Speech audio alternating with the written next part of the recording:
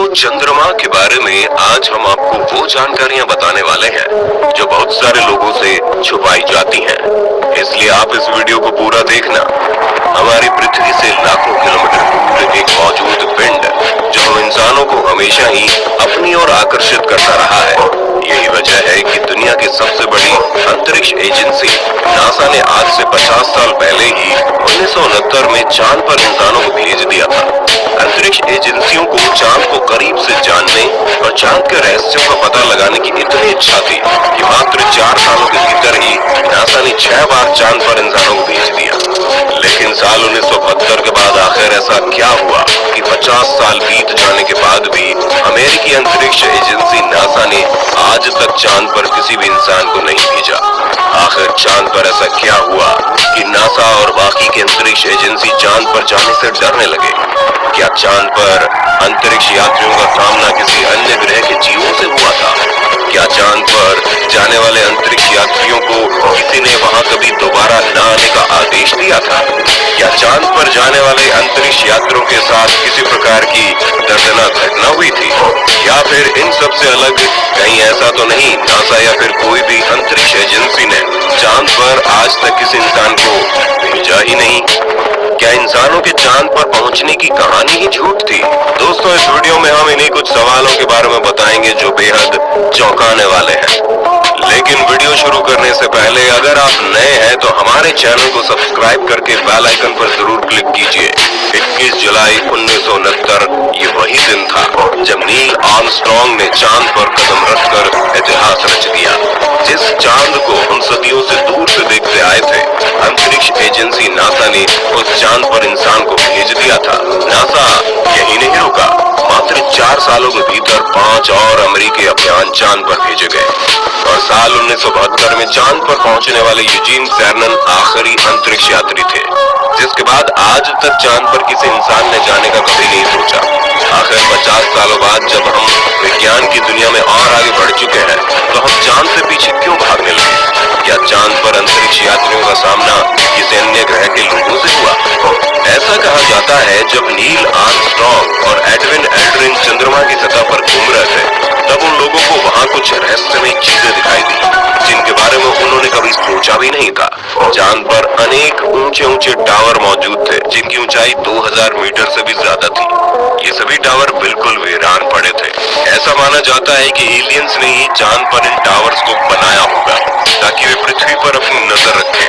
लेकिन आखिरी बार जब इंसानों को चांद पर भेजा गया तब अंतरिक्ष यात्रियों का सामना कुछ ऐसे जीवों से हुआ जो नहीं चाहते थे कि इंसान चांद पर पहुंचे। खुद नील आर्मस्ट्रांग ने एक इंटरव्यू में कहा था कि अंतरिक्ष में उनके यान का पीछा किसी बेहद एडवांस टेक्नोलॉजी वाले यूएफओ के द्वारा किया गया था, जिसे हम उड़न तश्करी भी कहते हैं। चांद पर अजीबोगरीब रहस्यमय आवाजें भी कई चंद्र यात्रियों ने सुनी। हालांकि नासा ने कभी इस बारे में आधिकारिक बयान जारी नहीं किया, लेकिन चांद पर गए कई यात्रियों ने इस बात को स्वीकार किया है कि उन्हें चांद पर बहुत ही अजीबोगरीब आवाजें सुनाई दी हैं। ऐसी आवाजें जो उन्होंने पहले कभी नहीं सुनी, जो बिल्कुल रहस्यमय आवाजें थी, जो शायद एलियंस के जहाजों की हो सकती है। क्या चांद पर एलियंस रहते हैं? एलियंस की थ्योरी पर काम करने वालों का कहना है कि चांद अंदर से खोखला है क्योंकि चांद की सतह के नीचे एलियंस ने अपना अड्डा बनाया हुआ है। और ऐसा इसलिए कहा जाता है क्योंकि 20 नवंबर 1969 को जब अपोलो मिशन के दौरान वैज्ञानिकों की टीम ने एक छोटे अंतरिक्ष यान को चांद पर उतारा था तो उस यान के टकराव से चांद पर भूकंप जैसी स्थिति बन गई थी और चांद की धरती करीब 1 घंटे तक किसी घंटे की तरह कंपन और आवाज करती रही। ऐसा तभी संभव है जब चांद की सतह किसी धातु से बनी हो और अंदर से चांद खोखला हो। इतना ही नहीं, चांद पर पाए जाने वाले पत्थरों में भी भारी मात्रा में यूरेनियम और नेपच्यूनियम जैसे एलिमेंट पाए गए। ये बिल्कुल वही एलिमेंट्स हैं जिनका प्रयोग स्पेसशिप की बाहरी सतह पर किया जाता है ताकि स्पेसशिप अधिक तापमान और दबाव को सहन कर पाए। तो क्या चांद एलियंस का एक स्पेसशिप है जो लगातार पृथ्वी का चक्कर काटता रहता है, जैसे मानो सदियों से उस स्पेसशिप का मकसद सिर्फ पृथ्वी पर नजर रखना हो? खैर जो भी हो, लेकिन चांद पर वापस जाने में कोई न कोई समस्या जरूर है, क्योंकि आज से 50 साल पहले अगर हम चांद पर कदम रखने में सफल हो चुके थे तो अब तो हम विज्ञान की दुनिया में और आगे जा चुके हैं। अब तो वैज्ञानिकों को चांद पर पूरा मोहल्ला बसा लेना चाहिए। पौराणिक तथ्य पौराणिक कहानियों में चंद्रमा के बारे में एक चौंकाने वाली चीज जानने को मिली। ऐसा कहा जाता है कि 11वीं सदी में एक दिन चंद्रमा अचानक से गायब हो गया और कई महीनों तक लगातार गायब ही रहा। उस जमाने में जब लोग विज्ञान की दौड़ में इतनी आगे नहीं थे, तो उन लोगों ने किसी अनहोनी की बात सोचकर चंद्रमा की पूजा पाठ करनी शुरू कर दी। और ये वजह है कि चाहे कोई भी धर्म हो, उसमें चांद का एक बेहद ही खास स्थान है।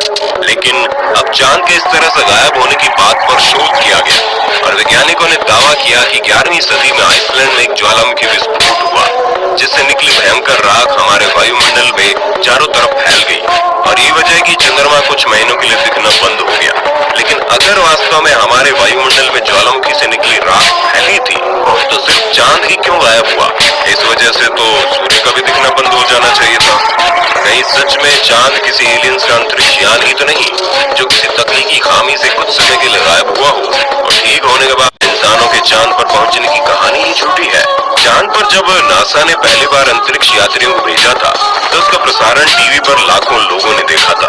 इसके बावजूद कुछ वैज्ञानिकों और लोगों का मानना है कि ये महज एक झूठी कहानी थी। अमेरिका सिर्फ अपने आप को बड़ा दिखाने के लिए और विज्ञान की दुनिया में अपने आप को सबसे आगे दिखाने के लिए ये झूठी कहानी रच रहा था। क्योंकि नील आर्मस्ट्रांग ने जब चंद्रमा की सतह पर अमेरिका का झंडा फहराया, तो चांद पर बिना किसी वायुमंडल के वो झंडा इतना लहराता हुआ कैसे दिख रहा है? आप तस्वीर में साफ देख सकते हैं कि अमेरिका का झंडा ऐसे लहरा रहा है जैसे बहुत तेज हवा चल रही हो, लेकिन चांद पर तो वायुमंडल ही नहीं है। फिर ऐसा कैसे संभव हुआ? कुछ वैज्ञानिकों को ये भी कहना है कि लैंडिंग के वक्त ली गई तस्वीर में चांद की सतह से दिख रहे आसमान में एक भी तारा क्यों नहीं दिख रहा? अब चांद पर इन पैरों के निशान को देखिए। कुछ वैज्ञानिक मानते हैं कि चांद पर नमी है ही नहीं और पैरों से इस तरह का निशान बिना नमी के संभव ही नहीं है। इन सभी तर्कों को देखकर वो चांद पर इंसानों के पहुंचने की कहानी को झूठा बताने की कोशिश करते हैं। उससे भी चौंकाने वाली बात तब सामने आई है जब पिछले साल नेशनल स्पेस काउंसिल की एक बैठक में नासा के प्रवक्ता ने कहा कि इंसानों को दोबारा फिर से चांद पर भेजा जाएगा, लेकिन इसकी तैयारी करने में भी समय लगेगा और शायद हम 2028 तक चांद पर फिर से पहुंच जाएंगे। उनका ये बयान सवाल खड़े करता है। जब हम आधी सदी पहले ही कई बार लगातार चांद पर जा चुके हैं, तो अब हमें तैयारी के लिए इतना लंबा वक्त क्यों चाहिए? विज्ञान की दुनिया में हम आगे बढ़े हैं या फिर हम विज्ञान की दुनिया में पीछे जा चुके हैं? कुछ वैज्ञानिकों का तो यहाँ तक मानना है कि जो भी अंतरिक्ष यात्री चांद पर पहुंचने के लिए निकले थे, वो सब कभी वापस ही नहीं आए और अमेरिका ने लगातार अंतरिक्ष यात्रियों की जिंदगी दांव पर लगाई ताकि वो खुद को अंतरिक्ष विज्ञान की दौड़ में सबसे आगे रखें। क्या अधिक खर्च की वजह से कोई चांद पर नहीं गया? दरअसल चांद पर किसी इंसान को भेजना एक बहुत ही अधिक महंगा सौदा है। नासा के एक वैज्ञानिक का कहना है कि चांद पर इंसानों को भेजने में बहुत ही अधिक खर्चा लगता है और इतनी अधिक खर्च होने के बावजूद इंसानों को इसका कोई फायदा नहीं हुआ। यही वजह है कि नासा और अन्य अंतरिक्ष एजेंसी चांद पर इंसानों को भेजने में पीछे हटने लगे। साल 2004 में अमेरिका के तत्कालीन राष्ट्रपति डब्ल्यू जॉर्ज बुश ने फिर से चांद पर इंसानों को भेजने की बात की थी और इसमें 104,000 मिलियन अमेरिकी डॉलर का अनुमानित खर्चा बताया गया था। जाहिर सी बात है, इतनी अधिक खर्च करने से पहले कोई जरूर सोचेगा। खैर जो भी हो, 1969 में उस दौर में जब हम इंसानों के पास ना तो इतनी बेहतरीन टेक्नोलॉजी थी, ना हमारे पास ऐसे सुपर कंप्यूटर्स थे और ना ही हमारे पास इतना बजट होता था, लेकिन फिर भी उस दौर में 4 साल के भीतर नासा ने 6 बार लगातार चांद पर इंसानों को भेज दिया। अब तो हम विज्ञान की दुनिया में कई गुना अधिक आगे निकल चुके हैं। अब हम चांद से भी दूर मंगल और बृहस्पति ग्रह तक पहुंचने की कोशिश में लगे हैं। अब तो चांद पर पहुंचना हमारे लिए आसान होना चाहिए। तो फिर भी नासा या फिर अन्य किसी अंतरिक्ष एजेंसी ने पिछले 50 सालों में चांद पर दोबारा जाने की कोशिश क्यों नहीं की? और इतने अधिक बार चांद पर पहुंचने के बाद भी नासा को फिर से चांद पर जाने के लिए इतने अधिक समय क्यों चाहिए? ये सभी वो सवाल हैं जिनका जवाब अमेरिकी अंतरिक्ष एजेंसी नासा कभी खुलकर नहीं देता। जैसे